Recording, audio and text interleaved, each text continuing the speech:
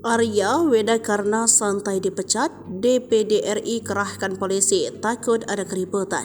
Anggota DPD RI Bali, I Gusti Ngurai Arya Wedakarna bereaksi atas pemecatannya. Dalam sidang etik DPD RI yang berlangsung di Jakarta Pusat, Jumat 2 Februari 2024, Arya dinyatakan melanggar sumpah atau janji jabatan dan kode etik dan atau tata tertib DPD RI. Arya dipecat atau diberhentikan tetap terkait perkara yang dilaporkan oleh MUI Bali. Atas laporan itu, Arya mendapatkan sanksi berat dari BKD PDRI yang dibacakan oleh Imane Bangku Pastika dalam sidang etik itu.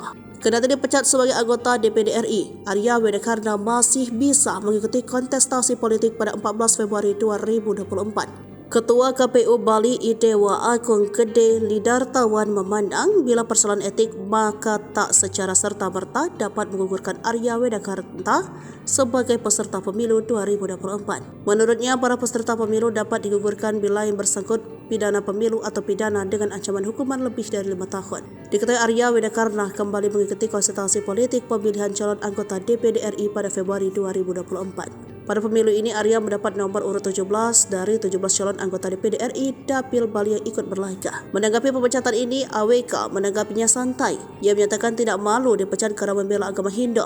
Mengantisipasi kerawanan terkait pemecatan AWK, Kepala Kantor DPD RI Bali Putu Rio mengatakan telah berkoordinasi dengan kepolisian. Dikutip Tribun Bali dari salah satu sumber, Putu mengatakan pihak sekretariat telah berkoordinasi dengan kepolisian untuk mengantisipasi kerawanan buntut dari pemecatan terhadap anggota DPD RI Komite I Arya Wedakarna yang dibacakan BKDPD pagi ini. Arya merupakan anggota periode dengan perolehan suara tertinggi di Bali pada pemilu terakhir, yaitu lebih dari 742.000 suara. Sehingga pendukungnya yang militan diharapkan bijaksana atas keputusan ini. Arya diadukan atas dugaan provokasi kasus pembakaran resor dan juga laporan MUI Bali yang menduga senator tersebut menebar ujaran kebencian mengandung sara.